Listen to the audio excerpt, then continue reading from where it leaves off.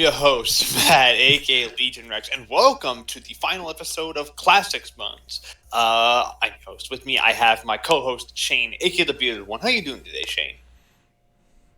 Yes. Excellent. That's all I got. It's just the two of us today. It's just the two of us today. And before we get started, I have a little bit of an announcement to make.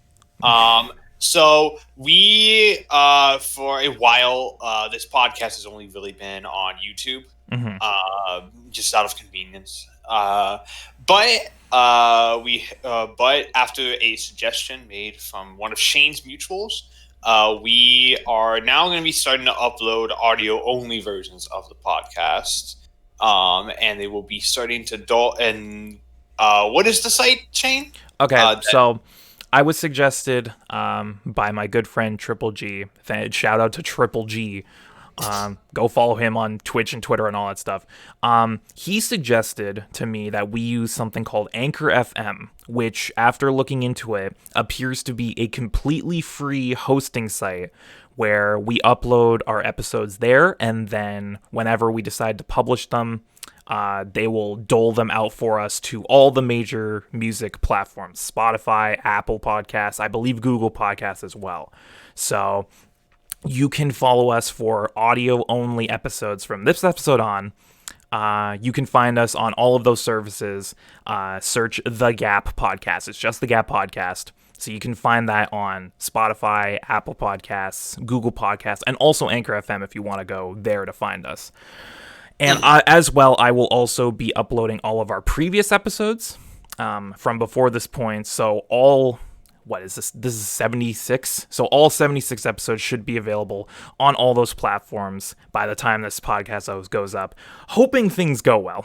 But hoping it goes well, and we don't run into like a SoundCloud style problem like we had when we did Gab years and years ago.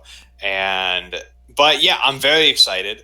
I know I've had people ask for audio-only podcasts in the past, so this is something that I know people really want, and I am very excited that we're finally able to do this. So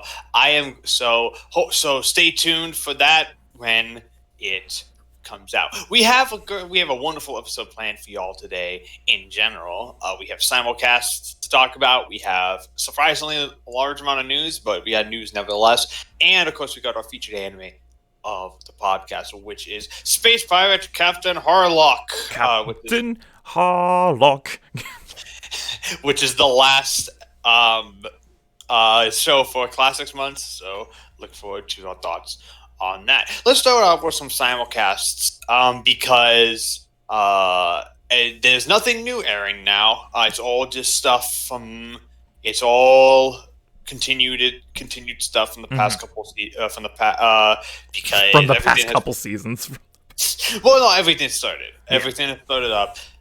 So Shane, is there any shows you want to talk about specifically this week? I kind of want to just brush over everything in like the speed run style, just because not a whole lot of opinions have changed, but I want to like update my opinions. There's a couple of shows I do want to like talk about more heavily, but we'll get to them when we get to them. Yeah. So for me, Higurashi, it's still real good. They had the more violent stuff come. Yeah, they've gotten to the gruesome stuff now, which is I've been waiting for that. And it's wonderfully done. It is actually very well done, and I'm excited to see where this goes because they just finished the first question arc. So yeah, my favorite thing of it is that this version of Higurashi, I think, nails the fact that half of the scares of Higurashi come from its sound. Yeah. And my favorite adaptational choice they did was they didn't do this in the original and they didn't do this in the novel either, but they did this here, and I love it. Is that whenever, at least before this, like in the first couple episodes, and it was in the third one too, when they where Keiichi was starting to talk about the whole incident back in the day, and then one of them would just say like, Yeah. Yes. yes, and then it would just say something, and the sound would cut out, and their voice deepens. Yeah. And The sound cuts, their voice deepens, and also gets louder in the yeah, mix, so it booms out at you like really ominously. I'm glad you brought that up because I noticed that in the first episode, and I was like, I love that choice. It's yeah, such a good choice to make. yeah. The art style is also really. The art style also works really well with the horror too. I was really happy that it did. So yeah, so far very strong. I don't know where this is going though, because I know for fucking sure this is a sequel. Yeah, So yeah, like, it's going to deviate at some point. the question is when. I'm gonna don't guess know. next. I think next arc probably we'll start to see like where it's going to deviate Yeah, and maybe. how it deviates. Unless they're gonna take their sweet old time, which is Higurashi, so they're probably gonna take their sweet old time. Because like they've already started to deviate slightly, especially at the end of this arc. The way that Keiichi it confronts Reina and also kills her is completely different. Yeah, So it is. It's completely different, and it's disgusting. I love. Shout out to whoever thought like the black oval over the stab wound was a good censoring choice because it's just there. It's like my favorite thing about Higurashi is that the show is so violent that you can't escape the fact that like censoring is going to do absolutely nothing. And my favorite thing is like imagine part of me when I saw the censoring, I'm like, we know it's a stab wound like show, like it's not going to do anything. Imagine watching the original Higurashi with a censor. You would see nothing. Yeah, you would see the whole screen would be black. Like the scene where she's stabbing herself In the neck. in the neck with a knife. There would just be nothing. It would be a scene from JoJo. Yeah. Okay. Anything else you wanna? Adachi and Shimamura. Gay. It's so gay. It's incredibly gay. My favorite thing about it is that they're both disasters because they're like, yeah, I know we almost kissed, but we're still just friends. Yeah, it's like they're both disasters for completely different reasons. Like Adachi is a disaster because she's like head over heels for Shimamura and she can't control her feelings. She doesn't understand them properly. And then Shimamura is just like, yeah, this is normal. What are you talking about? What's the matter? In complete denial. Well, in complete like disbelief. It is the absolute. It's the joke that someone always makes is that lesbians don't fall in love; they just move in together. And that's absolutely true here because it's like they don't even. It's just like two gal pals just like just hanging out, having a good time, maybe fucking. Yeah, maybe fucking. This is like as friends do. Yeah, as friends do. Can confirm if you get close enough to someone, you will fuck eventually. Eventually, at some point. Mm-hmm.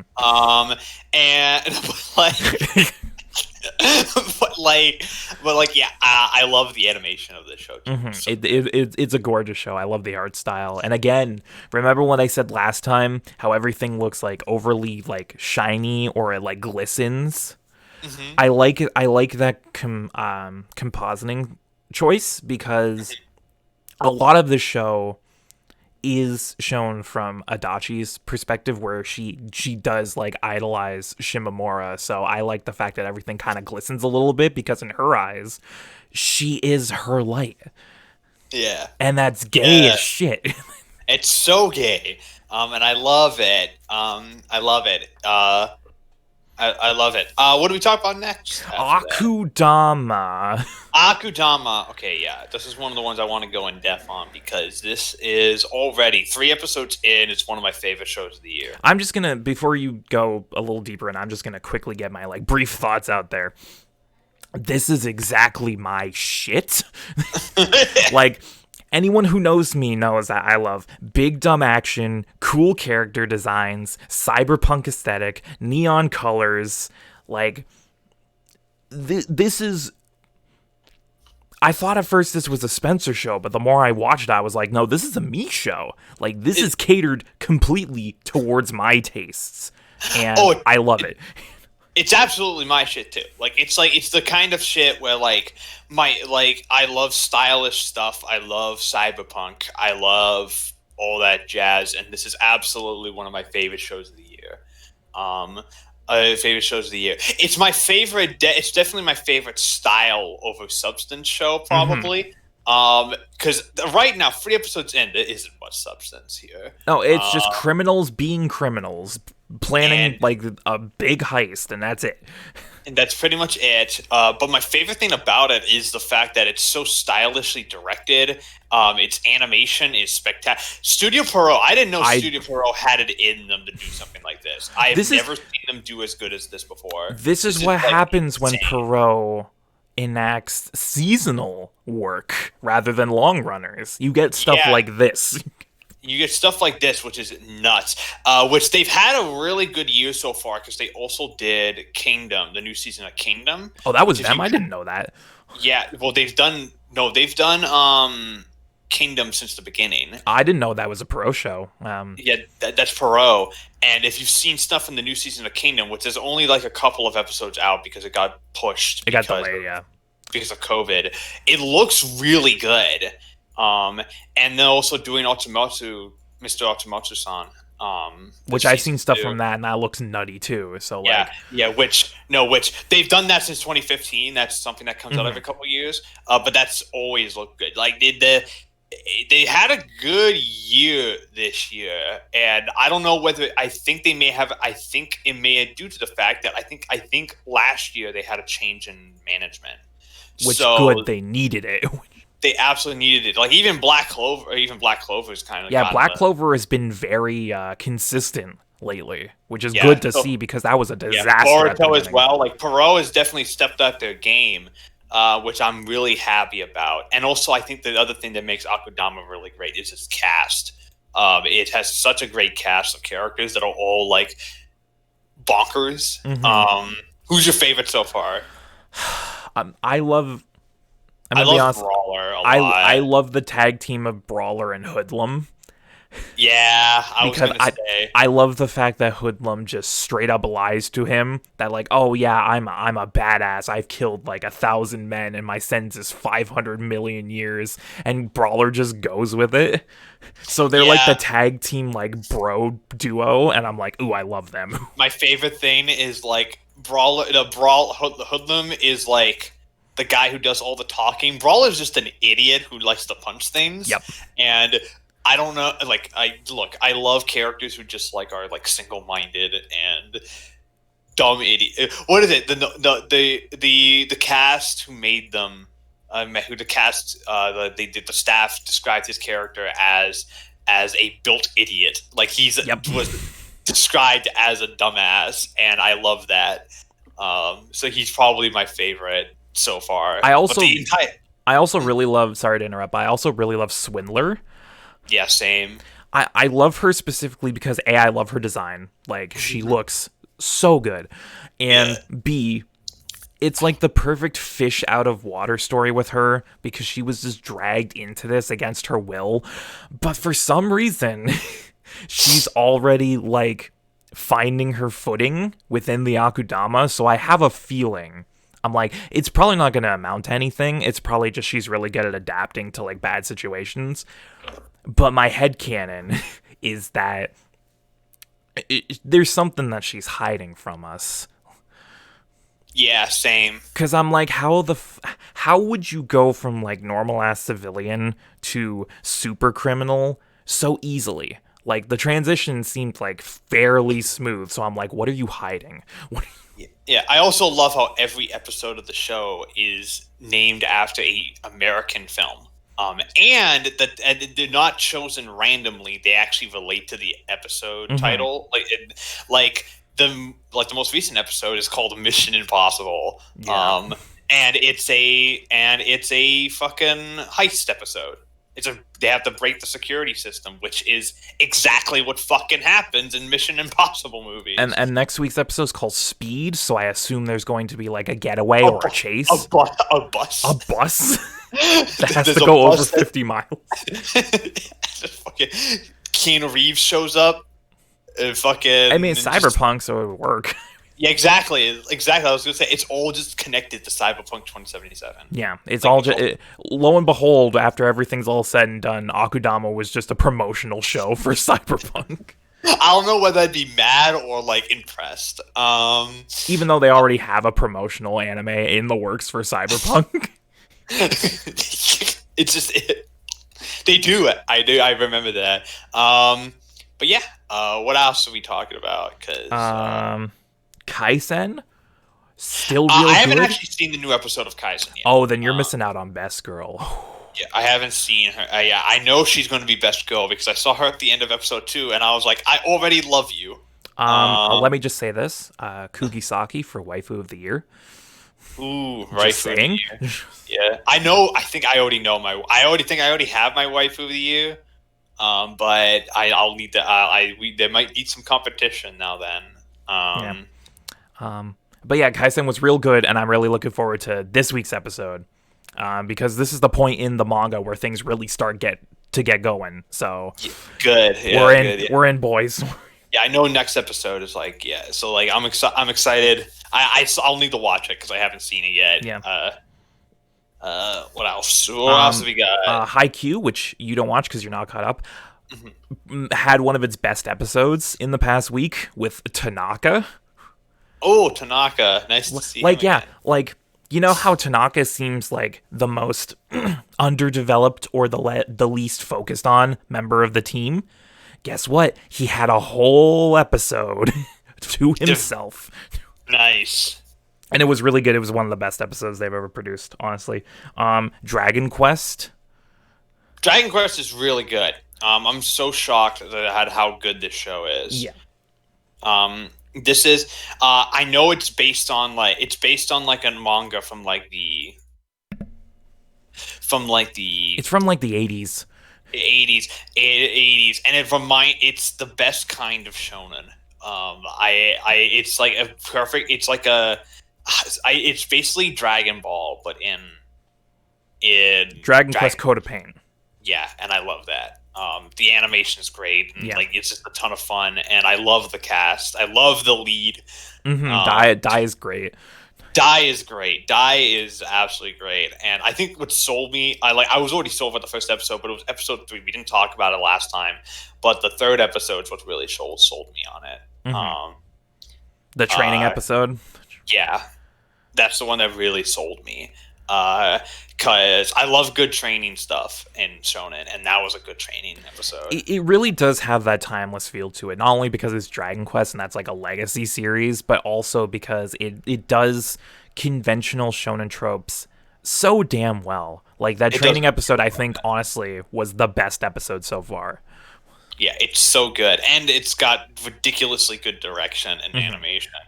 For Toei, I'm waiting for when it drops. I'm waiting for when it just like because apparently Digimon's already at that point. So yeah, Digimon's at that point. I've heard Digimon also went off a cliff with this story too. Because they decided to because I haven't watched it. I heard it was like really good at the start though, but then this has been kind of just been a slow decline in quality. So which sounds a lot like Digimon Adventure 2. Yeah. So it's not something it's not uncommon for Digimon. But I hope Dragon Quest stays the same. I know it's going to be a complete adaptation of the manga. However long that takes, because there's no confirmed episode count yet. And there's like 400 chapters, so it's gonna be a long one. And since there's no confirmed episode count, probably because they know they're like, we're just gonna keep going until we're fucking finished. Yeah. So probably I'm gonna say probably like at least over 100, likely. Yeah, most likely. Yeah. So, but I'm excited for it. What else? What else you want to talk about? Did you catch up on Assault Lily? I have not. No. I have seen the most recent episode. At I've least at seen this recording, episode. because there's a new episode that comes out this morning. Oh no! Okay. I thought you were meaning like episode 4. No, episode 3. Oh, and I've seen episode 3 too. Assault Lily doesn't know how to do storytelling correctly. It's fun, but I am not invested in the story at all. I don't know. Okay. I like the cast, but it has the pacing of a phonetic 2-year-old. But I love plot points that show up and get resolved extremely quickly in the same episode. My favorite, I knew it was going to start to be a problem when in the second episode, the whole dilemma is Riri is like, yo, I want Yu to be my partner, whatever the fuck the name is. Shutengle Shutengle. Yeah, that's Shutengle. I was like, I want her to be my Shutengle. And I'm like, you know what? That's that could be like a series long, or like at least half a series. That could span across the whole season. And there's your like overarching narrative. Like she's constantly trying to get Yu's attention to be her mentor. And that's how she learns more about her and how character and how and what happened to her, because I know something tragic probably happened to her. She has that she doesn't like people. But at the end of the episode, she just asked her, and she's like, "Okay," and I'm like, "Oh, okay." And that every episode, and the last episode also had some issues with that as well. Yeah, because you have Yu going berserker mode, where apparently you can't reason with her. She's gone berserk. Watch out, she's dangerous. And then of course, Riri, being the chosen one, immediately snaps her out of it. And I'm like, okay. Right. It looks gorgeous though. This show looks incredible though. It's pretty. The art style is nice. I like all the character designs, even though 2/3 of the characters should not be there. There's so many people. Yeah, there's so many characters. If you expect me to memorize every single one of their names, I'm just gonna call them green-haired girl. But there's several of them, Matt. How do you differentiate? A short green hair girl with green and yellow striped leggings. I don't know. The show doesn't know how to. No, the major thing that's keeping me from dropping it is I like the cast. I like the main cast quite a bit, and I think it looks really gorgeous because there's one scene in episode 2 that looked like something from Fuck It, Kill Annie, and I was like, yeah, no, the show is Shaft just flexing their animation prowess, and I'm happy for that. I said from the beginning of this, because I was the one who was iffy on the story stuff to begin with when Riri was self-monologuing to herself for 5 minutes. But I said from the beginning, if the story is nothing special and it's just the dumb action show of the season, I won't mind, because I'll still watch it for the dumb action. Whether or not I get invested in the story is another thing, and so far, yeah, the story hasn't really grabbed me as much as I think it wants me to.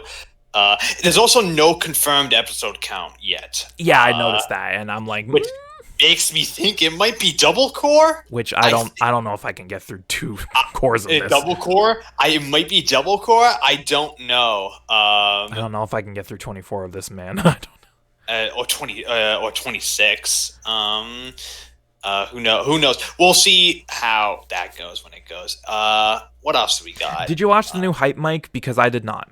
I did not know, but I want to. Okay. I usually watch that on Fridays, and that's because that comes out. That comes out Fridays. Did you watch the new Taiso Samurai? Did you see episode 2? I did not watch episode 2 either. I was busy there too. Me neither. Mostly because I went to watch it, and the Roku app on Funimation just said, no, we are not going to. Hit, I'm going to watch both of them. The Roku app was like, no, You do not watch. We're not going to load it. Error occurred. No, no, no. Not today. When episode 3 hits, I'll watch Taiso. When episode 3 hits, I'll just watch both of them in succession. I know the big one you want to talk about is Wandering Witch. So yeah, that's what. Let's talk about Wandering Witch. There's a lot of debate going on right now about this show in particular right now. This is like the big talked about show of the season, for a lot of reasons. Initially, it was because this is such a cute show. It's like a little cute witch show, and then episode 3 happened, and it's like death, doom, grim. Like just stuff that you would see out of like Mushishi or like Kino's Journey, and a bunch of other stuff. What did you think, Shane? Because this episode has people divided. You either love it or you hate it. There's definitely like a visceral reaction to here. So what did you think of it? I am on the side of loving it because, and I said this to you guys in side chat. Anyone who thinks that a show with as much of an open concept as this one wasn't going to tackle darker subject matter at some point is frankly delusional. Like, I knew it was going to happen eventually. Like, you can't have a show like this and not have it go darker at some point. I didn't expect it to go this dark, but I don't mind it. I, in fact, think episode 3 is the best episode so far. I agree. I absolutely agree. I thought it was fan-fucking-tastic. And it's the perfect example of what I want to see in a show like this. It's morally complicated. It leaves you with a lot of questions, no easy answers.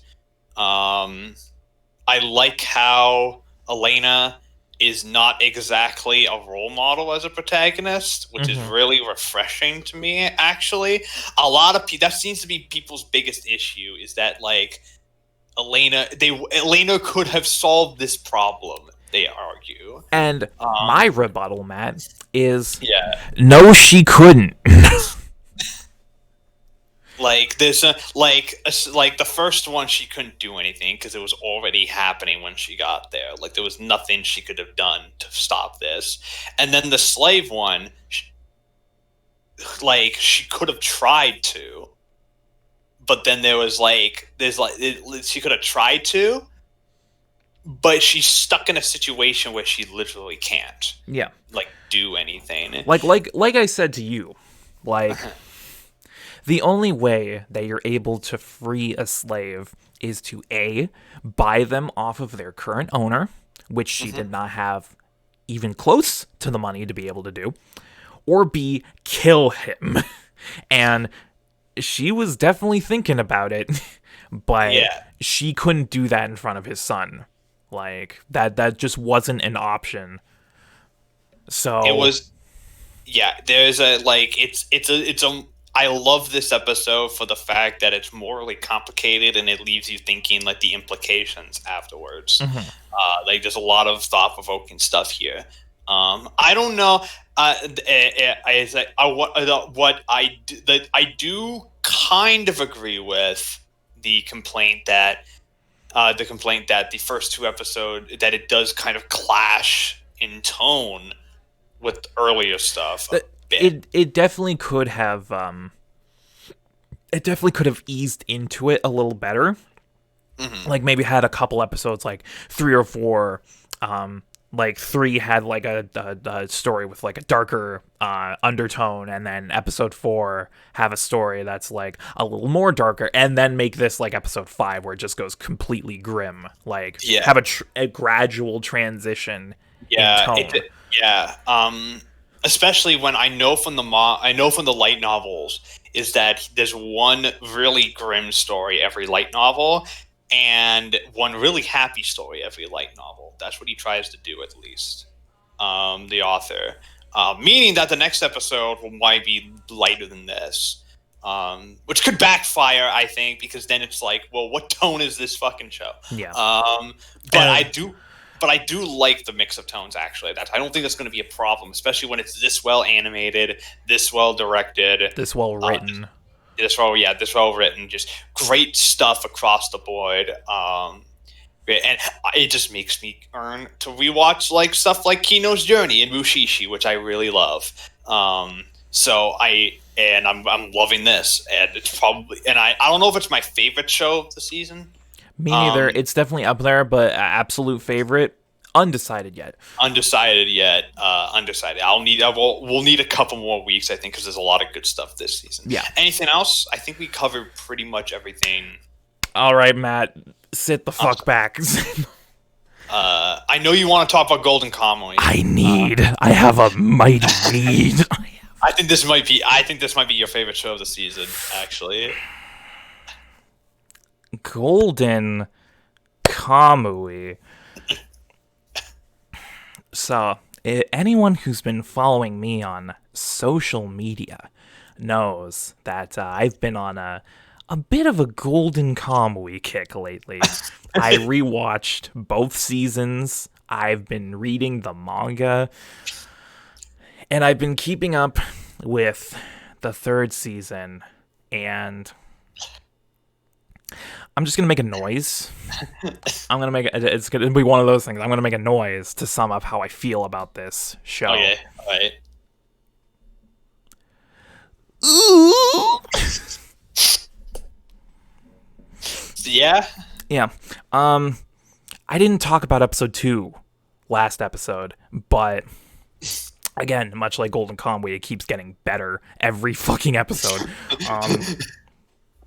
Episode 2 works for a lot of reasons, mainly because it's that perfect mix of serious and stupid that Golden Kamuy loves to do, because the gang get caught in a bathhouse after being chased by a wolverine. And they're like, what do we do? There's a wolverine outside. We can't do anything. So they're like, fuck it. Banya. And they just strip naked, and they're just being naked in the bathhouse. And it's great.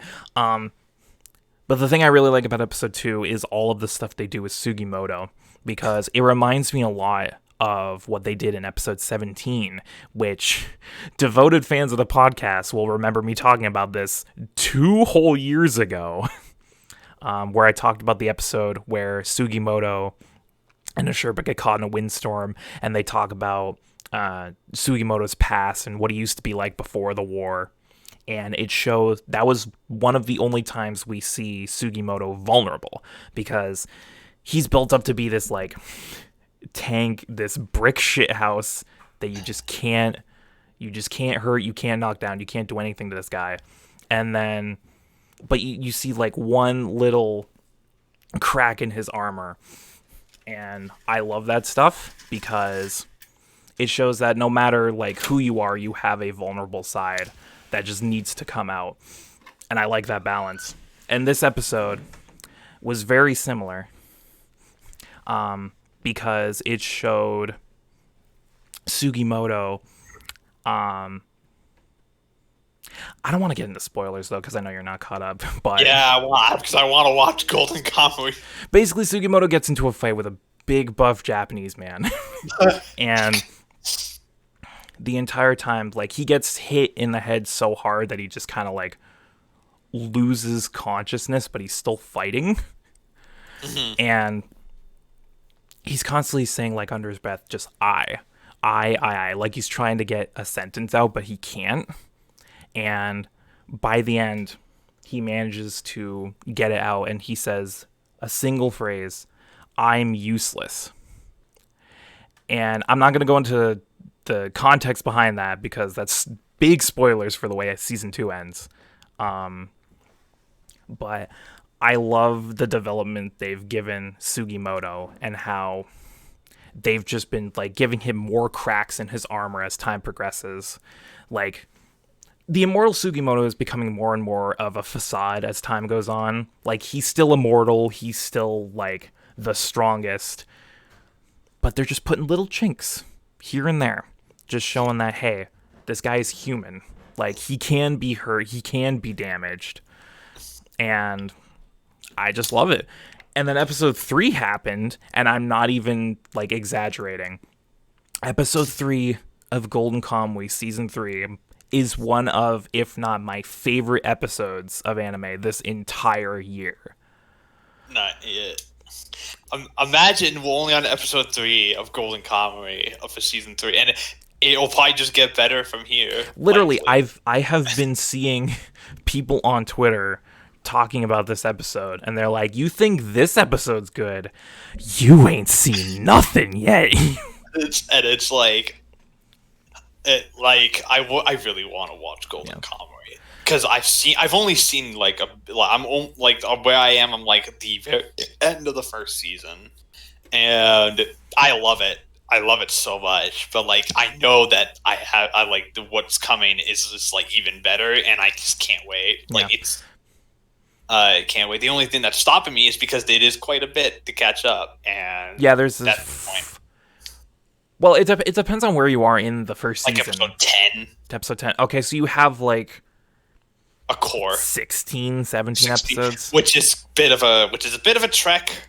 But I definitely want to watch. It's more than it's less than Haikyuu.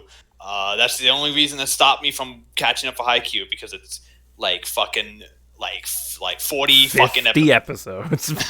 And I'm like, I'll wait for that. But episode 3 is one of my favorite episodes of anime this year because it's a flashback episode, and this is something they started doing in season 2, where they started doing flashback episodes, and the flashback episodes are the best episodes of the entire show. Like, every single one of them is top notch, and this one might be the best one. I know it has stuff with Tsurumi. It has stuff with Tsurumi, but it focuses on Tsukishima's backstory, who is Tsurumi's right-hand man. And it delves into his backstory with, like, an abusive father and a girl that he loved, and you can probably tell where that's going without me saying anything. It's going into bad directions.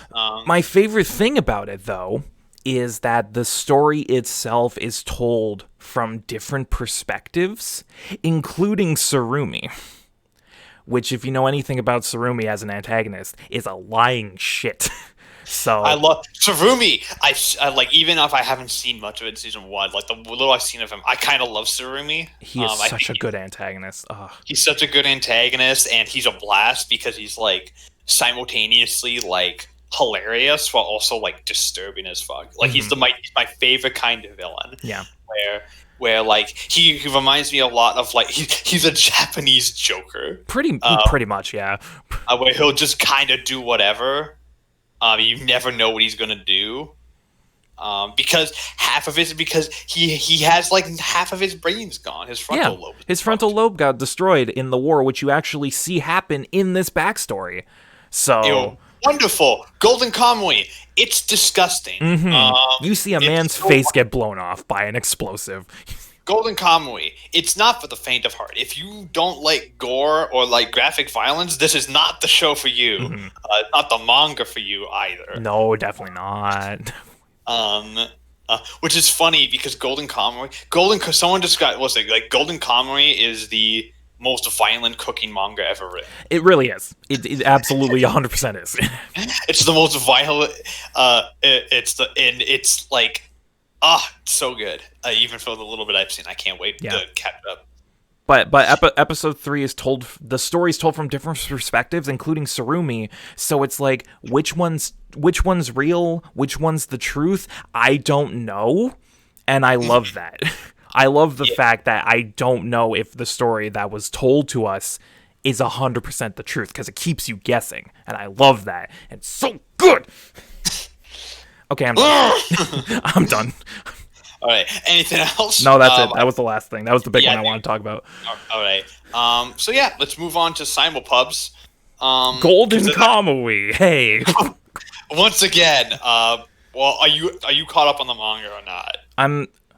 Oh no, not even close. Well, I know there's like 200 chapters or something. There's I checked. There's 256 chapters, and it is weekly. So. Oh, wonderful. So you're gonna be there for a bit. I am no, but how far are you into it? I am only about 11 chapters in, which, in comparison to the anime, is the first 3 episodes. I know that the anime does actually cut out a bit. The anime isn't a full on like it's not a full on like 1-for-1 adaptation. From what I've read so far in relation to the anime that I just rewatched, everything I've read so far has been kept intact. So it kept intact. Let me check because I remember they cut out because at the very if you're 11 chapters in, that's like episode. it's episode 3. It's episode 3. So yeah, it's episode 3. Okay, and I know that once you get to I know that once you get to chapter 56, that's where stuff starts to go derailed a bit because they start cutting out some stuff. Specifically, the big arc they cut out is with a guy by the name of Shiton Anehata from the prison. Yeah, that definitely does not ring a bell. Yeah, they cut out like 5 chapters there because of its content was so graphic and I can't wait. And graphic, taboo, disturbing, and sexual that they actually could not air it on. They couldn't adapt it. It involves. I'm not going to go into detail, full details, but it involves graphic depictions of bestiality. That's all you need to know. And now you can probably see why it never got adapted. I feel like I've seen. It's the guy who fucks a bear. That's what I thought. I've seen the panel before. It's the guy who fucks a bear. It's like it's a full page spread of just this dude just right in that bear. He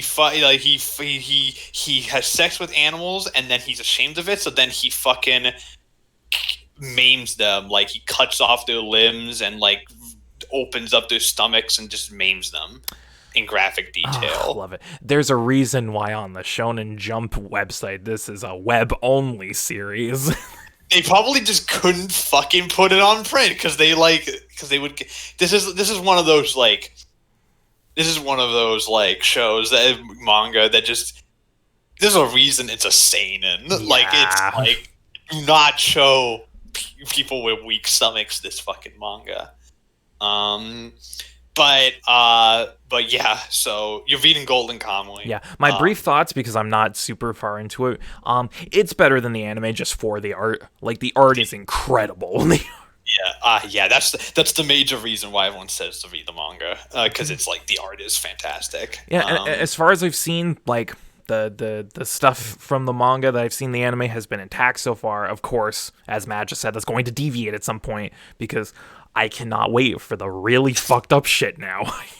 yeah, it's fucked. Yeah, but yeah, the manga's really good, legit. Lovely viewers, anyone who's watching or listening to this. Do yourselves a favor.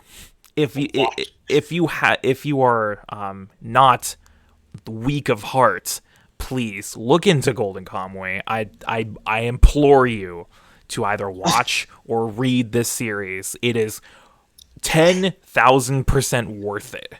Please. It's so good. All right. It's One Piece also came back. One Piece came back, and it was a good chapter. Did you read it? Yes, I did. It's so good. Yo, the Akazaya 9, they fucking up Kaido. They are fucking up Kaido, and I cannot wait for more. I can't wait for the second flashback all about Rio. Yeah, I can't wait till they do a flashback for each individual samurai. Well, look, One Piece has the pacing of molasses, so you will not be shocked. I would not be shocked if they did that. Yeah.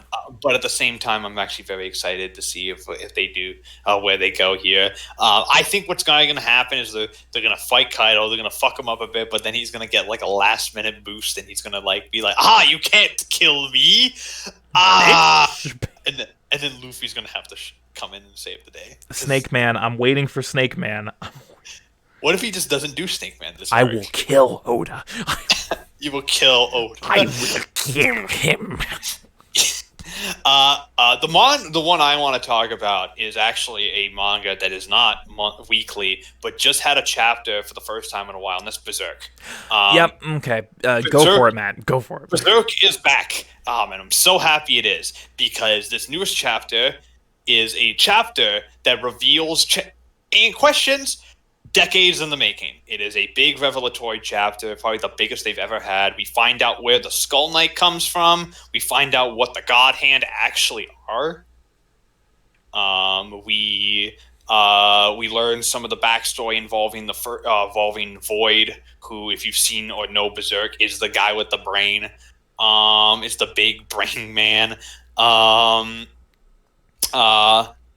And it's a big revelation. It's only 16 pages. It's not a long chapter, but it answers so much. And the art is incredible. As always. As per usual with Berserk. It's just like the best looking thing that came out. It's like so amazing. I'm just sitting here listening to you talk about this, and I'm like, yes, I understand everything you're saying. Yes. You need to read Berserk. I really That's do. all I really do. You need to read Berserk because it's so good. And my favorite thing about this chapter is that it answers everything we need to know, but it also raises more questions too. That was like, okay, so we know where the God Hand comes from. We know where Void comes from, which the whole thing about the God Hand is that we thought they were like gods at first, but now there's the implication that the God Hand age and die. So what the fuck are they? And I know they're going to answer that soon. I know that's something they're going to answer because Berserk's been very good about answering stuff. But I'm very curious to see where it goes now. Well, yeah, as you so eloquently put in our Discord, this is the best 16 pages of manga you have read all year, which is extremely high praise coming from you. It is abso-fucking-lutely the best manga chapter I've read all year. To be fair, though, it's Berserk, and Berserk is Berserk. It's so good. It's my favorite manga for a reason, and this chapter only continued that, like, showed exactly why it's my favorite manga. Still waiting for that those new Hunter x Hunter chapters, Tagashi. Yeah, still waiting on Hunter x Hunter. At least Berserk updates consistently every single year. Mario just takes a while because his art is complicated. He's old and he's making other Berserk stuff. So like, understandable. What is Togashi doing? He's just on his ass playing Dragon Quest. Living off of residuals, like a little bitch. Look, if you were married to the author of Sailor Moon and lived off residual, you wouldn't want to do anything either. Like, you just fair enough. Like, but in any case, Berserk was really good. Berserk was fantastic. That's all I really want to talk about because everything else is everything else, all the weekly stuff is like still really good. Not much to say there. Black Clover is actually really good right now because they're revealing Asta's backstory, and I'm like, they're getting into more of the devil stuff. I'm gonna wait until it's done to talk about Black Clover, the flashback stuff with Black Clover. I want to wait till it's done, which it should be done this week. Black Clover pretty fast when it comes to that stuff. But next podcast, I'll go into more detail about the Black Clover stuff because some of the revelations that they've had are fucking nuts. And I want to talk about them, but I'm gonna wait until the Asta backstory is done, or at the very least the Asta stuff. Some of the stuff with Asta's done, so that way we can fully dissect it. Yeah. And yeah, I think we're done with Simul stuff this week. For this week, Simul discussion. Well, yeah, there was a lot of stuff. Yeah. So let's move on to our pieces of news. Our first piece of news. Do any of them involve Golden Kamui? No, none of them do. Damn it. Our first piece of news involves another show you do like, though, and that's Demon Slayer. Oh, yes, I heard about this. Demon Slayer made big headlines the past weekend, because the Demon Slayer film opened and just annihilated Japanese cinema. So here it is. The Box Office Mojo website reported on Monday that Demon Slayer. Demon Train. The Demon Slayer. I just imagine Tanjiro as a train. Thomas the Tank Engine with Tanjiro's face on it. Choo choo. Dude. Fucking water breathing 12th form. Reported on Monday that the Demon Slayer Kimetsu no Yaiba, the movie Mugen Train film, had the highest opening weekend globally for the October 16th to 18th weekend. The film sold 3,424,930 tickets, because remember, Japan counts tickets. Not yen. They count tickets, and which earned around 4,623,117,450 yen, which was about $43.9 million US. In the first 3 days. To give you some perspective on how big this is, because like a time for some of my random movie knowledge, random movie knowledge. The movie Pacific Rim from 2013 made $37.2 million in its opening weekend, and that was a big budget Hollywood film. This movie made more money in Japan than Pacific Rim did in its entire first global weekend opening. Movie, and that's also made this movie. This movie made this level of money with reduced theater capacity and social distancing measures, and you had to wear a mask to go see the movie. This movie made that much money with all that. Apparently, this is the first Japanese film I opened this year to screen on IMAX theaters, and because of the demand, some theaters reportedly screen the movie 40 times a day. And are just... Jesus Christ. How long is the movie? 2 hours exact. 2 hours exact. Apparently, there's some theaters in Japan which are like 12 screens, and all of them are playing Demon Slayer. Oh, the whole theater's just Demon Slayer. Dude, the movie is insane. As of Monday, the second highest grossing film the past weekend globally was My People, My Homeland, which earned less than half of what Demon Slayer did, with an estimated $19 million in China. The highest grossing film in the U.S. was a film called Honest Thief with an estimated of $3 million, because of course U.S. has it much worse off than Japan does right now in terms of COVID. I just want to. So Demon Slayer's the next big thing, eh? Demon Slayer. I am fucking in. One historic moment for shonen. Historic moment. Yeah. Because shonen films have never done this well before, up to this point. Not even like the big ones. This is Your Name, Ghibli level, Evangelion levels of this, just like insanity. I bet Jump is desperately trying to find a way to continue this series as much as it's worse. I'm telling you, do a spin-off series with all their descendants. Like, you have the means to do so if the author wishes to do so, but who knows if she wants to. She had some family stuff. The reason why the manga ended was reportedly family personal problems. So she ended it on her own volition.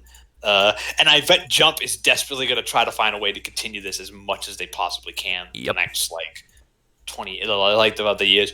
From what I heard as well is that, to give you some perspective on how good the film is too, manga purists in Japan think it's the best adaptation of any Jump manga that's ever been made. So, but which I'm so excited for. As someone who has finished the entirety of the manga and has read, it's a 1-for-1 adaptation. The Mugen Train arc. That's some good shit. It's a 1-for-1 adaptation, apparently. Like, it's a 1-for-1 adaptation. it doesn't cut out anything in its entire 2-hour runtime. That makes me happy because of everything at the end, which I'm not going to get into details, but oof.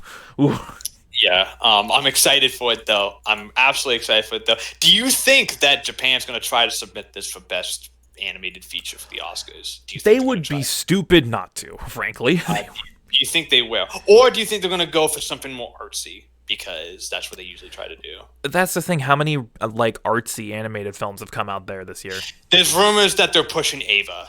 They're going to be pushing Ava instead because the reason the way they because the Oscar considered like the way for because of COVID, the deadline for the Oscars has been expanded, I think, to like February of next year. Oh, and Ava will be out by that point. They want to push Ava, which I guess I get it. I think I get it. I think Ava's more artistic, probably going to be more artistically to the Academy's tastes. But at the same time, like Ava, they tried with they try like and but at the same time, like this is likely going to get picked up by Funimation, and Funimation has a shitty time with getting films nominated for Oscars. If Funimation couldn't get your name nominated for an Oscar, they're definitely not going to get Demon Slayer or Ava nominated. Yeah, for an Oscar. Which sucks, but which sucks. But in any case, I'm excited. I hope Demon Slayer comes to North America very soon. At this point, after seeing how much money it made here, it's 100% not gonna. They're not dumping this on streaming. They're gonna put it in like theatrically as best they can. Which I mean, like we said last time. Are we willing to risk our lives to go see this movie? No. No. Apparently, people in Japan are, though. However, it's a different situation there, so I get it. Yeah. Like, things are mostly under control there, so it makes sense. There's still social distancing measures in place and limited theater capacity. I do find it funny, just some theaters are just screening the movies 40 times a day because there's so many people. We have 24 individual showrooms in this theater, and they're all playing the same movie. That's like what happened when Avengers Endgame came out over here, and just like there was reports of like entire theaters just playing Avengers. Playing Endgame nonstop. Yeah, it fucking made fucking like $3 billion. No, it made opening weekend. It made like $320 million. Gee, I wonder why. It's just like holy shit. Let's move on to our next piece of news. Our next piece of news, I'm only bringing it up because I think because the headline made me laugh, and that is about a social reform isekai. Is this what you posted in the Discord? Yeah, this is what I posted in the Discord. So, Kei Atsumi's alternate world social reform fantasy novel series, Tsukimichi Moonlight Fantasy, is inspiring a television anime that will premiere next year on Tokyo MX, BSN-TV, and other channels. The fantasy centers on Makoto Misumi, the ordinary high school boy who's summoned to an alternate world as a brave warrior. Well, unfortunately, the goddess of the world said with the saying, "Your face is ugly," stripped him of his title, and banished him to the outermost fringes of the wilderness. Okay.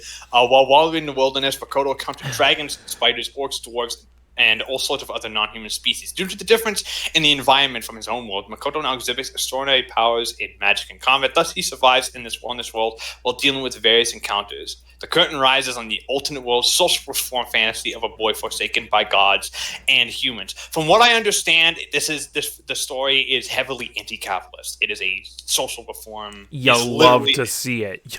Yeah, you love to see it. You love to see it. The parasite of isekai. Of isekai.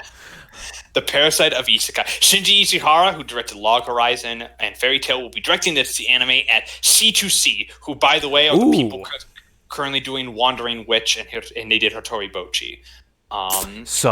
Good hands. And Kenta Ihara, who is the writer of Sanya, of the Saga of Tanya, the evil cautious hero, and cautious hero will be supervising and writing the scripts. And as well as having the same composer as Fairy Tail. Oof. It's very so if you've seen the trailer, it actually looks pretty good, to be honest. But I only want to bring this up because I think the idea of an anti-capitalist isekai is awesome, and just perfect. Because it was only about time we got something like this. Anti-capitalist revolution in another world. In another world, that time I got reincarnated as a revolutionary. Isn't that just slime though? That is. Because like he's reforming the world for monsters because they're discriminated against. Like that's basically just Rimuru. Yeah, just Rimuru. But yeah, this is happening. I didn't know it was being done by C2C though. Let me just say something about C2C. Hitori Boji, fucking great. Wandering Witch, phenomenal. Yeah. Some of the animation on their stuff, like they've come out of nowhere the past couple of years and just actually have been kind of pretty impressive with their level of quality. Remember how Hitori Boji was my comedy of the year last year? Yeah, it was my slice of life of the year too. It was my slice of life of the year. It's so good. I love it. Season 2 when? All right. Our next piece of news is about Mamoru Hosoda. Someone we're both a fan of, and we love his stuff. We eating good tonight, boys. We eating good tonight. During a Tokyo Anime Award Festival 2021 press event with Wolfwalkers director Tom Moore and Ross Stewart on Monday. If you don't know what Wolfwalkers is, it's the new movie by the creators of The Secret of Kells and Song of the Sea. So it's an Irish animated film, and apparently it's fantastic. And it's on fucking Apple, I think. Apple TV Plus. Yeah, I think so. Unfortunate. Unfortunate. Anime director Mamoru Hosoda revealed that he's currently working on his next work and that the storyboards are just about done. He added that his studio is about to begin full-fledged production, and he hopes that audiences will get to see it soon. Hosoda's latest anime film is Mirai, which opened at number 2 at the box office in Japan on July 2018. The film won the Animation of the Year Award at the 42nd Annual Japan Academy Prizes in 2019. The film also won the Best Independent Feature category for the 46th Annual Anime Awards and was nominated for Best Animated Feature at the Academy Awards. So Hosoda's next film, I know it's gonna I know it's gonna be about. I have insider information on what it's about. Okay, we have leaks straight from the source. All right, Matt, what do we got? It's going to be about a family dynamic in a slightly fantastical setting, and it may or may not also involve time travel. It's shocking. Just shocking. Here's the thing about Hosoda. Hosoda's a lot like in that he makes movies about one thing. He literally does the same thing over and over again, just with different characters and situations.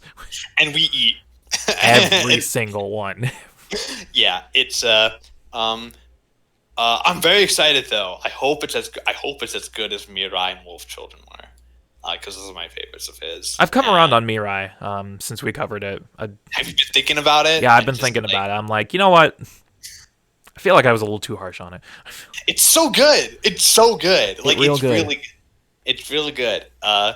Mirai has like this. It has this real charm to it, and it's just really like it's got the like timeless feeling to it, and the animation's incredible. The music is incredible. I loved Mirai. But yeah, so Hosoda's next movie's coming probably in the next 2 years, year or so. I can't wait for it. I will see it as soon as possible. Mm-hmm. Our next piece of news is also about a movie, and that's specifically about KyoAni. Did you watch Sarune, right? Oh yes, I watched the whole thing. I did not, unfortunately. I wanted to, but I didn't.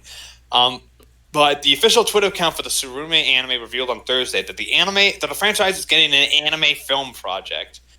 The anime premiered in Japan on the NHK General Channel in October 2018. Sentai Filmworks licensed the anime and streamed the series on Crunchyroll and High Dive with an English dub. and there's no other news of that about the film other than it is happening, and that we don't even know who's directing it either. But we just know it's happening. So KyoAni is now playing the game of every anime, every property they have is getting a movie. Yeah, just every single one. You want Sarune? Do you think a movie could work?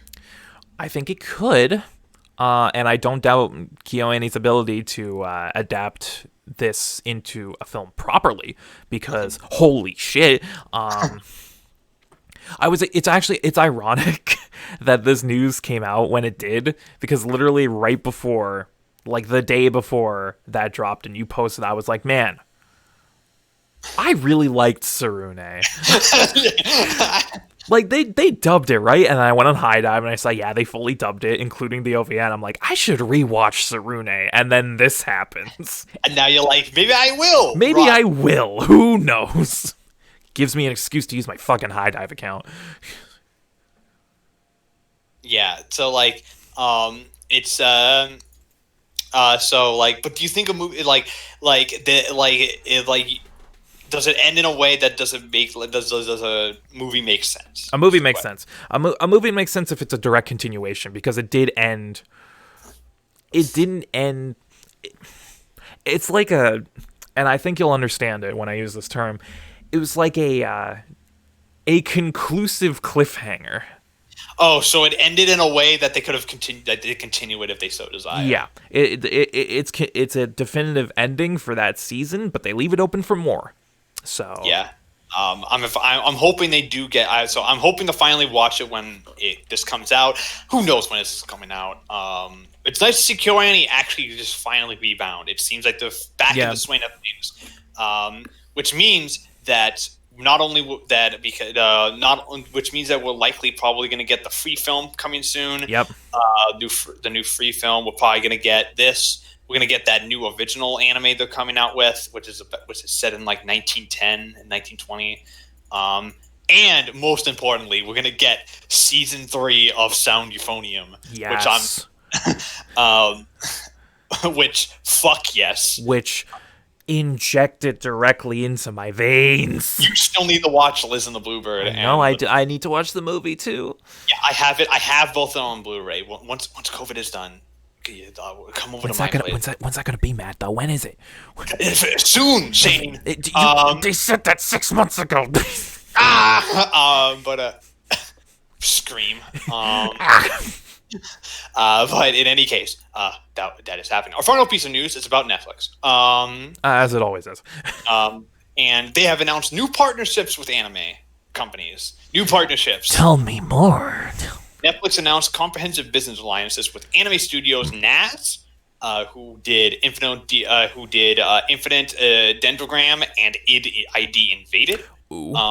Science Saru, which is the Yuasa team, and Mappa, as well as South Korea's Studio Mir, who you may not know the name, but you know the stuff they did. They did the Voltron show on Netflix, as well as, more importantly, Legend of Korra.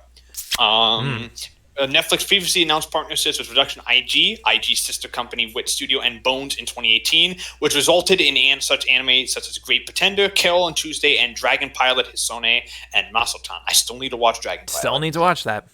In 2019, Netflix announced similar partnerships with Anima, Sublimation, and David Production. Sublimation produced the recent Dragon's Dogma anime series on Netflix. Ew. And while Wit Studio is producing the Vampire in the Garden original anime series, and David Production is doing that CG, whatever the fuck its name is. That's Yeager? Yeah, whatever. Yogurt? Yeah. Yogurt? Go-Gurt? Go Blast? I don't know. Go Blast? Go Shogun? What if, like... It's a remake of Go Shogun. I was gonna say, what if it's just a ruse and it's like, nah, just kidding, it's a remake of fucking Shogun. Go Shogun. In CG. Its name is Spriggan, by the way, so we were completely off. Wow. I feel stupid now. Written by Hiroshi Seko is working on it, so that's nice. But in any case, the one the partnership I'm actually most excited about is not Mappa Saru, is actually Naz. Because ID Invaded was really great. ID Invaded might be like top 5 of the year, honestly. ID Invaded was really great. It was so good. And it's actually in Nick's top 5 anime of all time. Did you know that? It's his I know. It's his number 3. It's number 3 or 2. It's high up there.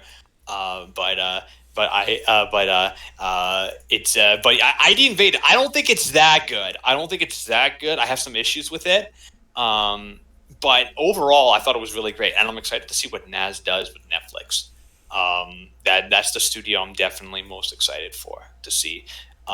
Just wait until they come into a partnership with Nut. Studio Nut. After they did Decadence, yeah, definitely. Which you still need to watch. I do.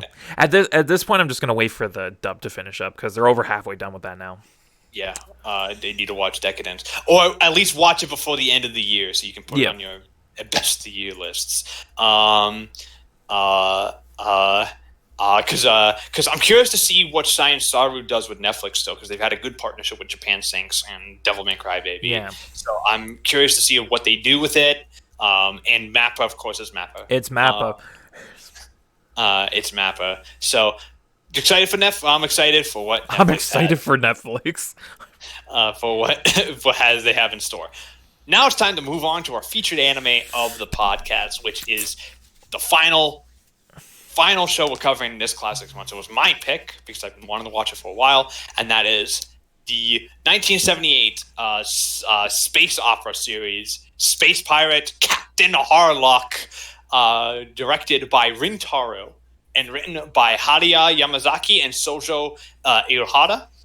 It's from Studio Toei Animation and aired for 42 episodes from March 14th, 1978 to February 13th, 1979, and is currently licensed by Discotek Media. And you can watch it in the link below in sub only on Crunchyroll. The show did get a dub back in the 80s, and it is awful. Don't bother with it. It is garbage. It isn't because they decided to combine it with another show, so it just what? They pulled a Robotech and they combined it with a show called Queen Millennia, which is another Leiji Matsumoto property. And they cut out a bunch of episodes because both were around 40 episodes. So they cut out like 20 episodes combined of the two to get it to 65, and it was an absolute mess. That sounds like a disaster. So don't watch it subbed. That's what I'm trying to say. Watch it subbed. Space Pirate Captain Harlock takes place around 1,000 years in the future, in the year 2977. Humanity is now a spacefaring civilization. They have ships and they traverse the solar system. But unfortunately, all is not well. Humanity is run by a dictatorship, an authoritarian state, who give the populace everything they want, but in return take pretty much everything. They have them constantly under fear. And the subliminal messaging we follow specifically Harlock, Captain Harlock, who is a space pirate who rebelled against the government due to his current hatred of what humanity has become, and he is on the starship Arcadia is helping to be a revolutionary against those in charge. He soon discovers, though, that humanity is under threat by something much bigger, an alien race known as the Mazone, who are a mysterious race of beings who are, who, as they described in the show, the women who burn like paper. And thus we follow the crew of the Arcadia, led by Captain Harlock, as they try to defend humanity from both the government in charge as well as the Mazone. Captain Harlock is from the brilliant mind of Leiji Matsumoto, who's the creator of Space Battleship Yamato, Galaxy Express 99, and numerous other properties. He is genuinely regarded as one of the pioneers of science fiction within manga. He has a distinctive art style and distinctive character designs, as well as distinctive ship designs that look more like World War II ships than they do spaceships. He has unique. Yeah, and he has got unique sensibilities. And Captain Harlock is one of his most popular characters and properties. And I want to start with Shane because I know he's really excited to talk about this. What did you think of Space Pirate Captain Harlock? This show whips.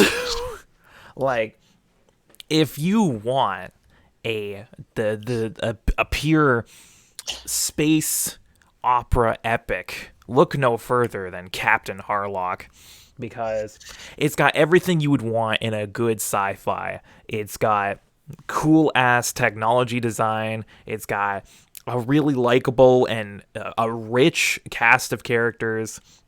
It basically says, yo, the government is bad, which I'm all for. Yeah. It's got cool space traversal. It's got cool dogfights in space. It's got cool alien and creature designs. And it tells a really deep and overarching story. And honestly, this was generally one of the biggest surprises I think we've had this year, because I was expecting it to be good, but not this good. It's one of those shows where you're unaware of its like true level of quality until you actually sit down and experience the whole thing all the way through.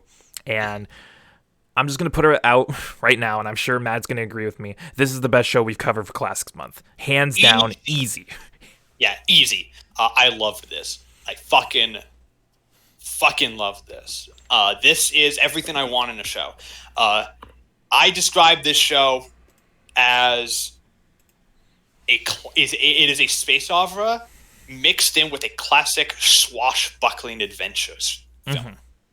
Because while it has elements of space opera, like it spans multiple planets and an entire solar system and numerous characters, it also has the element of a classic adventure story with a swashbuckling lead, because there's still pirates. Yeah, there's space pirates. It's space pirates. So if you like Pirates of the Caribbean, you'll probably love this. It's just in space, and it's got a ton of it's. The thing that and because of that, I love its style. I love how well this show is directed. I love its universe. I love its design. I love how after 42 episodes, I still want more.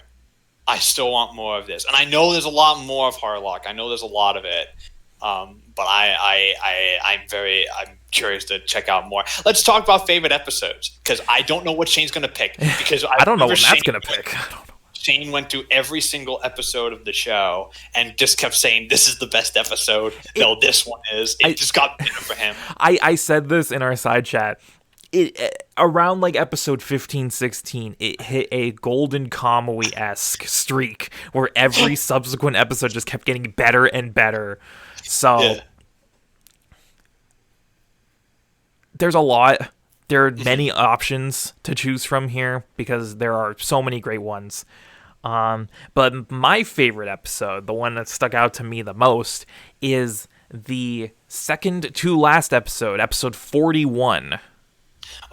Duel the Queen versus Harlock. That's a good one. That's a good one. I love it for several reasons. One, because this for all intents and purposes is the climax of the show, because they finally go up against the main Mazone fleet, and Harlock finally confronts the Queen, and there's a lot of cool action, not only just in spaceship fighting, but also hand-to-hand combat where the Harlock and the Queen get into a sword fight, and it rules. But I also love the moral implications of this episode as well, because one thing I was not expecting, and I think Matt can agree with me here, they don't beat the Mazone.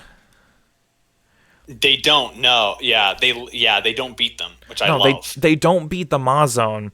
Harlock basically makes the Queen surrender, and then the main fleet just kind of fucks off. Yeah. And I love that subversion of expectations, especially this late into the show. When you've been watching for 40 plus episodes, you expect them to just wipe out the entire fleet and drive them to extinction for the sake of Earth, but they don't. And I think that fits beautifully with Harlock's character because Harlock, for the entire show, has been shown as what I like to call a radical pacifist. Like he does not wish to fight if he doesn't have to, but he drives himself to fight for the sake of what he's trying to protect. Yeah. So Absolutely. he's shown as very merciful, very forgiving, and he would rather spare if he would rather spare the Mazone if they would agree to his terms. Most of the time they don't, so he's forced to take drastic actions. Yeah. In this case, his pacifism, his mercifulness actually works. He drives off the Queen and the main fleet without having to drive them to extinction.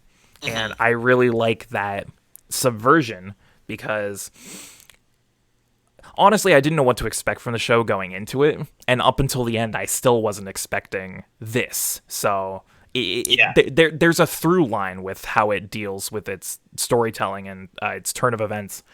But also, I like the moral ambiguity of Harlock and the crew of the Arcadia fighting all these Mazone because once he confronts the Queen, he's confronted with this like really gruesome image of all the Mazone that they've killed up until this point, and he's basically this is basically thrown in his face like these are all of my people who you've killed and you have to live with this.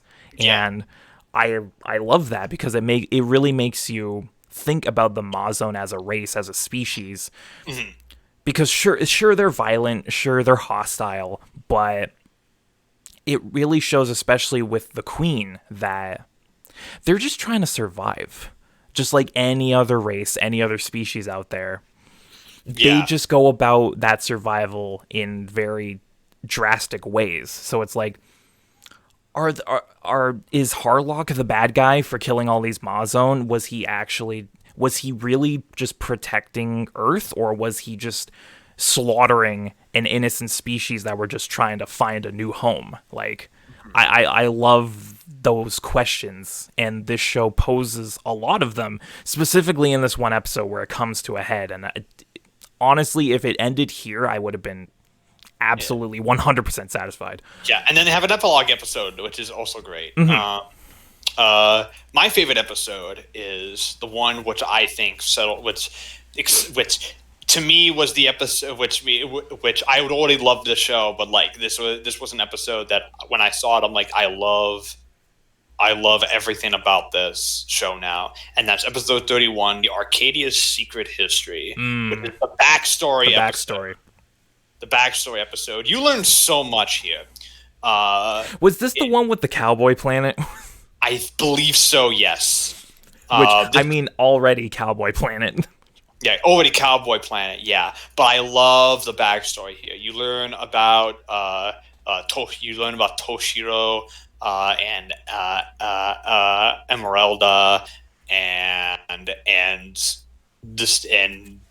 Harlock's connection to them, and it's just and more about where Mayu came from, and it's I love how the show. This more goes into just how I love how the show reveals its exposition and information, as it continues.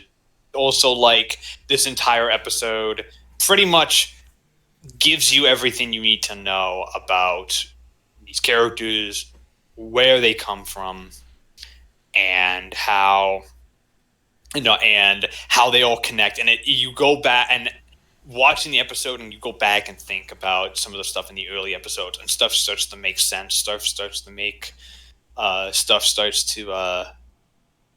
add up. Because like prior to this point, like one of the things about the show that was different was that like the ship had like a mind of its own, almost. It had a sentience.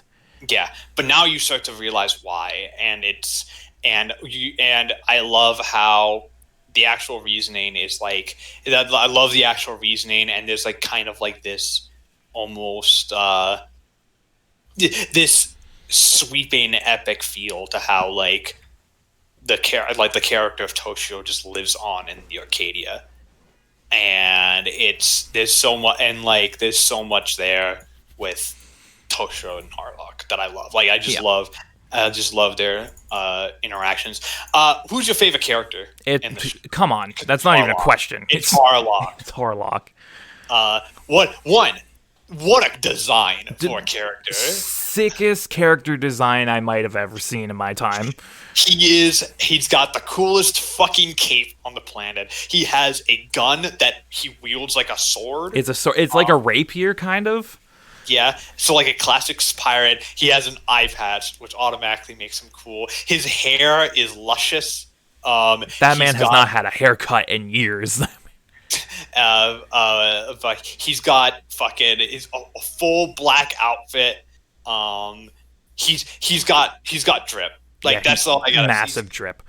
He's got massive drip, but he's also like an actually interesting character too, and I love that. Like, and he reminds me a lot of a lot of good. I'll mention this once we get into details. Like the reason why I bring up Harlock as like a great swashbuckling protagonist is because, like all great adventure protagonists, he's almost not the main character of his own series. Yeah. Diver is like the main character of this show for a bit. Yeah, for a bit. But one thing I love about Harlock is that because he's shrouded in mystery for a lot of it, he's so compelling, and the way they slowly reveal information about him is great. And of course it culminates in the backstory episode where you find out pretty much everything you need to know, like what actually happened. And it's really great, and I love Harlock, and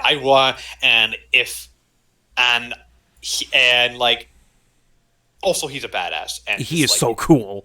Yeah, a shame to talk about Harlock and how much you love him. Well, I've kind of already talked about Harlock because the episode I chose for favorite episode has a lot to do with Harlock, but my favorite thing about him, like I said, is the fact that he's conflicted, because he is shown as a more merciful pacifist type of icon, where if he doesn't have to fight, he won't. And he's thrown into a lot of situations where he's forced to fight.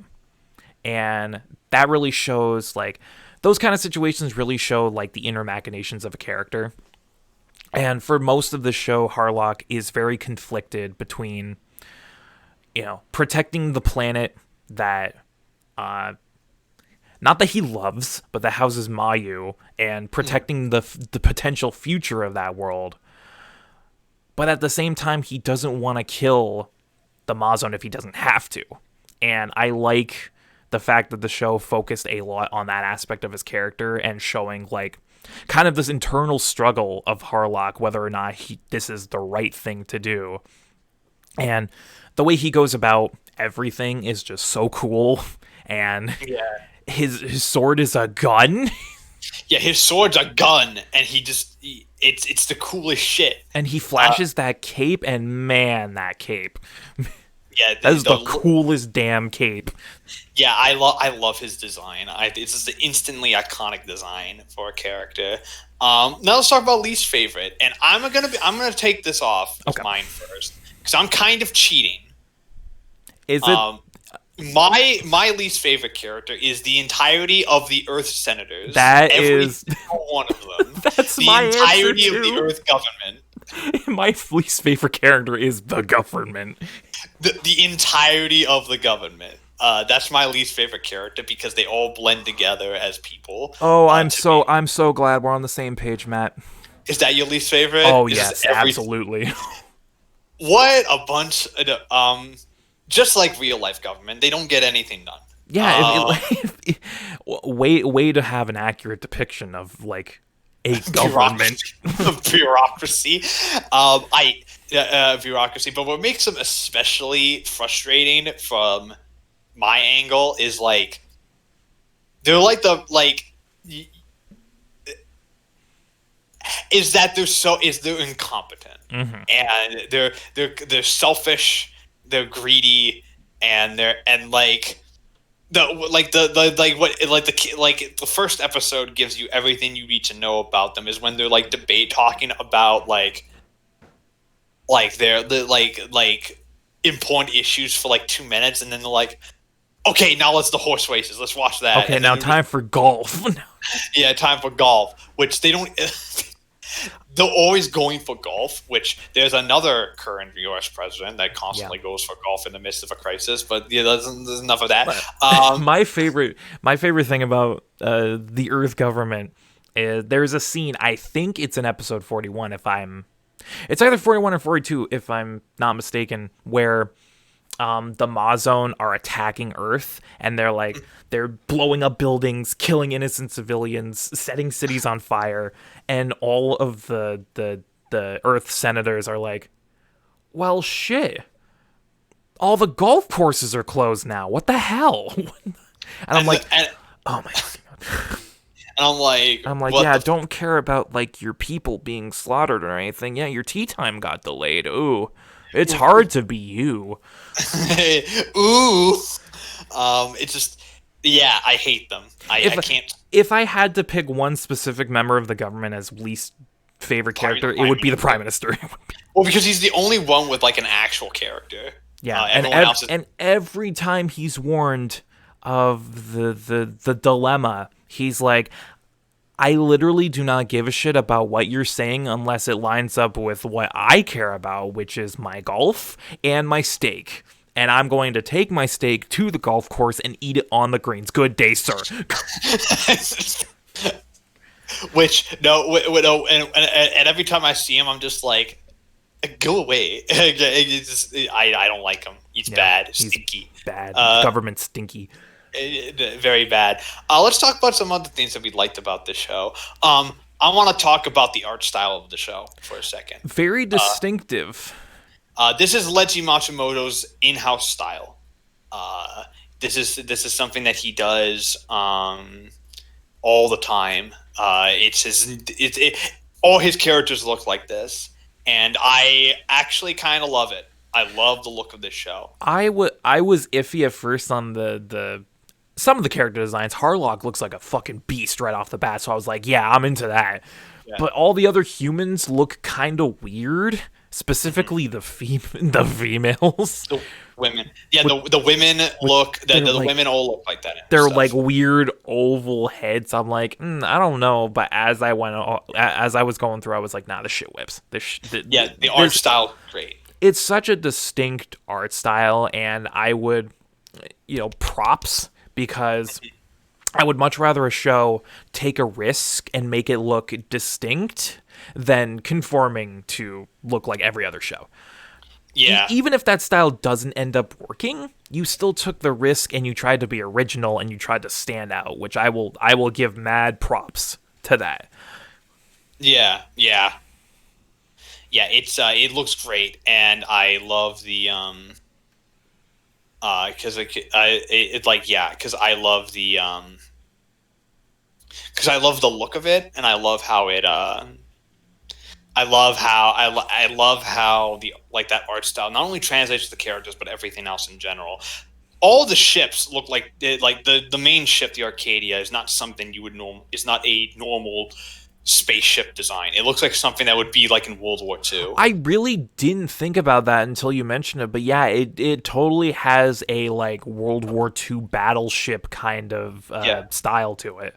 Yeah, keep in mind that Harlock is from the same people who Yamato, which is straight up a battleship. And I love how Harlock uses I love how Harlock uses its designs to its advantage. It's a very distinct looking series, and the animation itself from 1978 looks pretty damn good for the time. Mm-hmm. There's some wonky moments. There's some wonky, but it's not nearly as wonky as you would think. I think it's impressive that the best looking show we covered this the classics months is from 1971. 1970, yeah. Fucking Lupin. But this looks still solid enough. It makes it up with fantastic direction, though. Yeah. The direction in this show is goddamn brilliant. It's directed by Rintaro, who's one of the co-founder of Madhouse, and he's done a bunch of stuff over the years. He's done a bunch of shit over the years.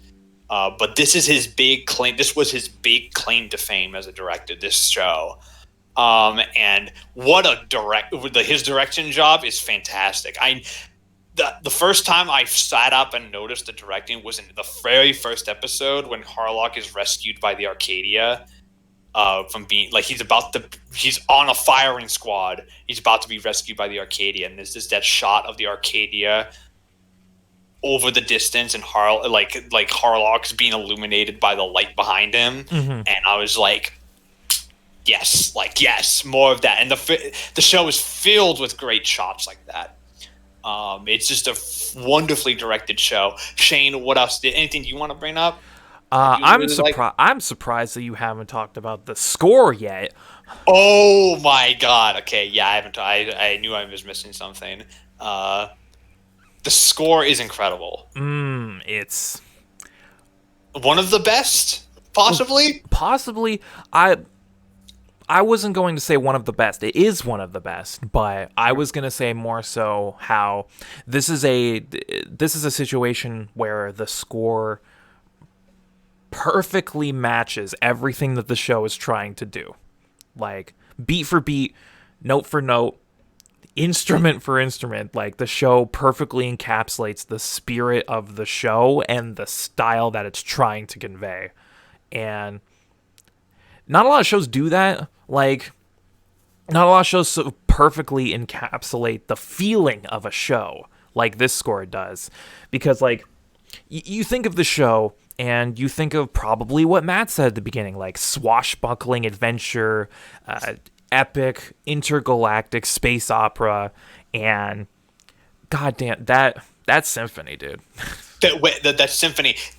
So this is one of the first anime to have a score that was recorded like with an actual symphony live.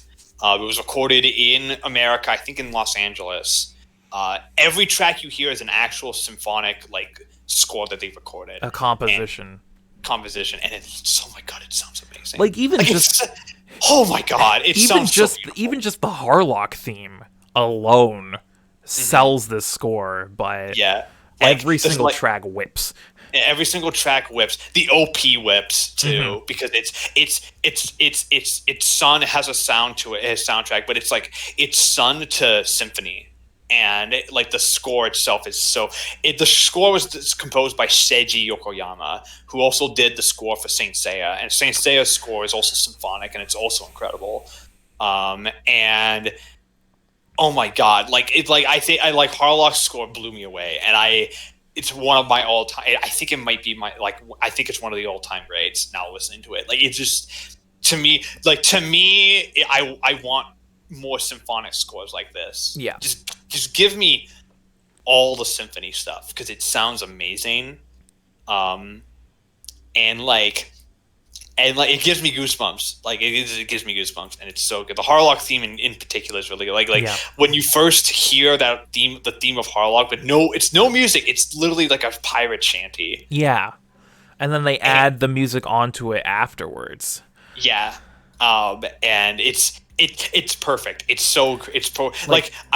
it first shows up too. And you just see the slow reveal of the Arcadia, and it's like, ooh, yeah. And once they add the music, it's really booming, really ominous, kind of like intimidating. And it fits because it's about a pirate crew, yeah, which are meant to be that way. Yeah. And I don't think we haven't mentioned the fact that all the crew of the Arcadia are great. Literally, there's a lot of background characters that don't do anything; they're just there, but the ones that they do focus on, they're all given just the right amount of time to be like properly developed. A lot of them have backstories that are usually very tragic. Yeah, yeah. Like, in particular, I can think of Chief Engineer Maji. I think he has one of the sadder backstories with like, imagine having a family, like marrying a beautiful woman, having a child, raising a family together, and then find out that both of them lied to you and led you on the entire time. Like, imagine the heartbreak. Yeah, yeah. Some of my favorites. I love. I love Mime, the alien on the The ship. alien woman, yeah. Yeah.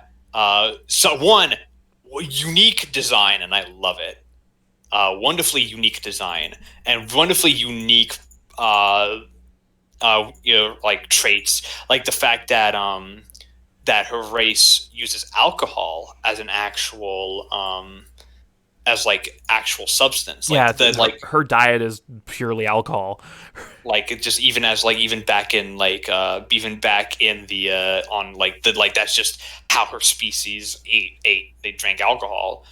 And I love her design, but she's also like an actually good character because she is pretty much like the one confidant that Harlock has. Yeah. So you kind of understand. So you understand a lot from Harlock from Mime, and Mime. You also like understand a lot of Mime from Harlock, and they have like this really great camaraderie. Kay is really great. Mm-hmm. And her backstory with her father, and I remember I can't remember his name, but he's a dickbag. Yeah, he's a dickbag. I love Daiba as well. Yeah. Tadashi, who's great. He is pretty much like the second. He's basically the second lead of the show. Yeah. He's like the audience circuit of the show. Daiba was interesting because when the show started, I thought that he was going to be my favorite because his story with his father, the doctor, and it was the thing that hooks you. It was the thing that hooked me on the show. I was like, okay, this is really interesting. Let's see where this goes. And so Daiba's father is murdered by the Mazone to conceal their secrets, and he tries to get justice for his father by going to the government and being like, hey, we need to deal with this threat. And all the government officials are like, nah. And then so he's labeled as a traitor because he went to Harlock.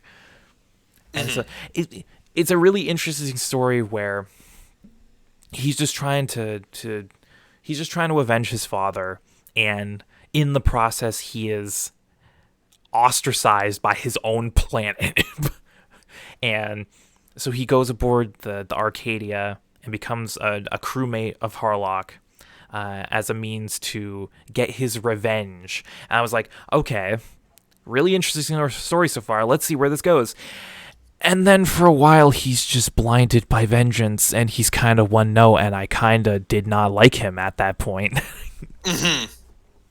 He becomes really insufferable once he joins the Arcadia, at least for a good while, because all he cares about is avenging his father by any means necessary, and he just like tunnel vision all his blind rage right on the Mazone. Yeah. And he just becomes one note. That's his entire character for like the next 10, 15 episodes. And I'm like, okay, Daiba, you might become if it wasn't for the shady government, you might have been my least favorite. But thankfully he comes around. Yeah, he comes around a lot. And I like his development too. I like the development that he does get in that front. That front. I also love Mayu a lot. I do too. Mayu. Mayu reminds me of the best. She's one of the. She's absolutely like one thing she reminds me a lot of Eri from My Hero. In that she is like this little. She is the like a little girl who is the daughter of Harlock's best friend, and he has dedicated his life to protect Mayu, and Mayu is is just like the purest soul on the planet, and I love her. Mm-hmm. I want to protect her, and I want to see her safe. This is how I see Mayu. Mayu to me is like Lin from North Star if Lin was an actually good character. Yeah, pretty much. Yeah, because he grounds Harlock, Mm-hmm. and it's the heart of the show in a lot of ways. I didn't like him at first, but I actually think that as time went on, and I learned more about him, Kirita is really great. Mm-hmm. He reminded me, by the way, speaking of other stuff that we covered on Classics Months, he reminded me as a more serious Zenigata. Zenigata, yep. While Zenigata is like a doofus, and I love Zenigata for like how dumb he is, and like just like his and I had like seen him get his comeuppance. Kirida is like if Zenigata's obsession with Lupin was played completely straight, and like they actually went into the psychology of somebody who was obsessed with taking down like one particular person. Mm-hmm. But one thing I love about Kirida is that he has actual depth to him. He's not just a one-note antagonist. Mm-hmm. And by the end, he's not an antagonist anymore. No, he's reformed, and he comes around to Harlock's side because he sees like the corruption in the government and the fact that no one's taking the Mazon seriously, so he takes things into his own hands. Yeah, and then he dies, and that's what gets me. By the end of his story, I was like, congrats, you're actually one of my favorite characters. I think he's great. And everything with him ended up being congrats, great. You made me root for an army officer. Good job. You made me root for the military, which you yeah. In anything you didn't like, Shane, about the show? The only thing I have one small criticism. One quibble. One little quibble.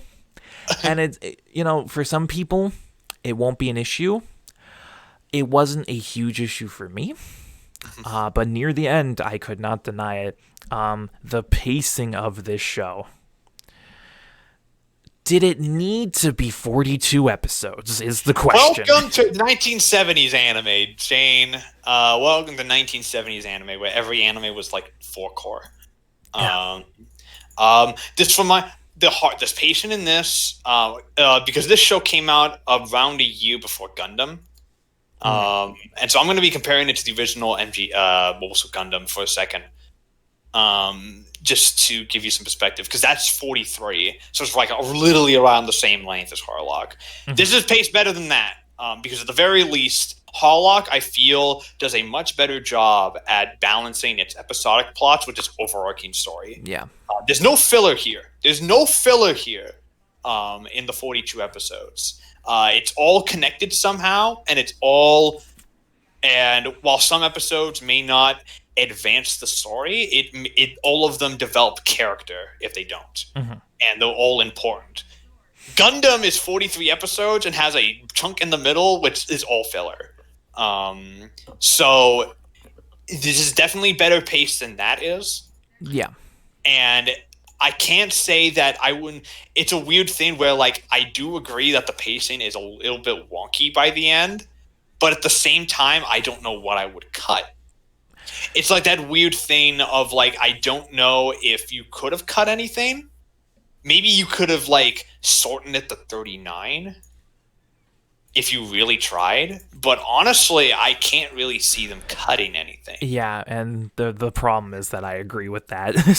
So I can't see them cutting anything or anyone because everything ended up important. And from what I understand, it covered all 5 volumes of the manga pretty accurately. So it's weird because I 100% agree with you. Like, looking back on it, I would have a very hard time like hand picking things to cut to shorten it. But by the end, it did still feel a little like it was dragging a little. So it's a weird dilemma. Yeah, I think but that epilogue was so good. That final episode was fantastic. Are we done? I think we pretty much covered everything we want to. I assume you don't have any criticisms. I don't really. The only one I want to bring, like, I've only mentioned that the animation's a little wonky at points. But even then, like, that's just this is 1970s anime. Like, it's something you got to take into consideration with this kind of story. So time for final scores. 10. 10, yeah, 10. Yeah. I love this. This was fucking great, and I want to watch more. I know Crunchyroll has Arcadia of My Youth. They have Arcadia of My Youth, and they also have the movie. So the movie, by the way, is before the Arcadia of My Youth movie. Before the series, yeah. Before the series. Okay, all right. To explain, I think this is important to understand about Harlock and Legi's work in particular, is that all of Legi's stuff is in a singular universe known as the Legiverse. But, and here's the but, every version of his stories is like its own thing. He doesn't care. Leiji Matsumoto doesn't necessarily care so much about continuity.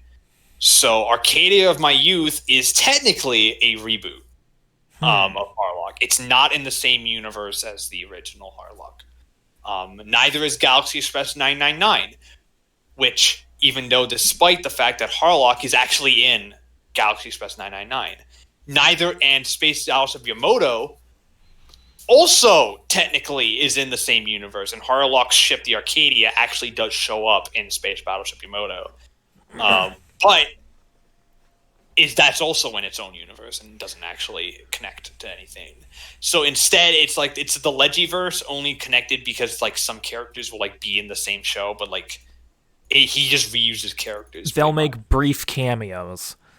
Not even brief. In Galaxy Express 999, Harlock plays a major supporting role. Okay, so it's just batshit. Okay. It's just batshit because Leiji Matsumoto, in his own words, continuity is for cowards. So a bold claim. Bold claim. Basically, he just tells the story he wants to, doesn't give a damn about how fans think about it. Which is extremely. Respect. I respect that a lot. As a writer, I respect that quite a bit. But I really want to watch Arcadia of My Youth because I've heard that's even better than the show.